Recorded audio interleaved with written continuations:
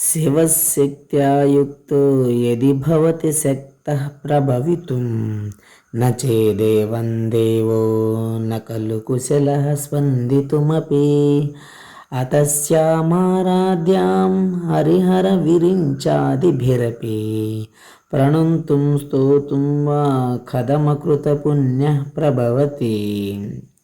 శివశక్తుల రూపం అభేదమైనది. అటువంటి శివశక్త్యాత్మకమైన శ్రీచక్రములు దృష్టిలో ఉంచుకుని ఈ స్తోత్రం ప్రారంభించారు జగద్గురువులు. హే భగవతి, ఈశ్వరుడు కూడా శక్తివైన నీతో కూడినప్పుడే సృష్టి స్థితి లయాది కార్యాలు చేయగలడు. శక్తి లేని శివుడు స్థానరూపుడే, కదలడానికి కూడా శక్తులు కాదు కదా. కనుకనే ఆ శక్తిని ఆరాధించి హరిహర బ్రహ్మలు సృష్టి స్థితి లయలకు కారణమయ్యే భూతులయ్యారు. శక్తి తోడు లేని శివుడే శక్తిహీనుడైతే ఇక సామాన్యుల మాట చెప్పేదేముంది. పుణ్యం లేని వారెవరూ ఆ జగన్మాతను స్తుతించడానికి అర్హులు కానేరరు.